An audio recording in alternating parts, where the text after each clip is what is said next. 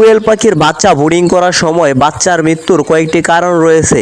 তার মধ্যে 1 নম্বর, সঠিক তাপমাত্রায় বাচ্চার ব্রুডিং করতে না পারার কারণে বাচ্চা মারা যায়। বাচ্চা ব্রুডিং করতে প্রথম 3 দিন 35 থেকে 37 ডিগ্রি সেলসিয়াস তাপমাত্রা, তবে 35 ডিগ্রি সেলসিয়াস তাপমাত্রা আদর্শ, তাই 35 এবং 36 এর মাঝামাঝি একটি তাপমাত্রায় রাখতে হবে।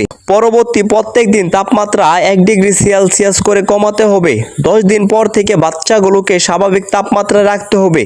বাংলাদেশের আবহাওয়া ও জলবায়ু অনুযায়ী 26 থেকে 28 ডিগ্রি সেলসিয়াস স্বাভাবিক তাপমাত্রা বলে ধরা হয়।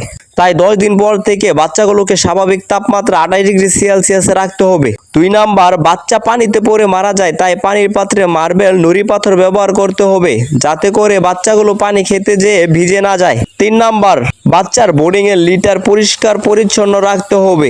লিটার অপরিষ্কার থাকার কারণে রোগ বা গ্যাস হয়ে বাচ্চা মারা যায়, তাই নিয়মিত লিটার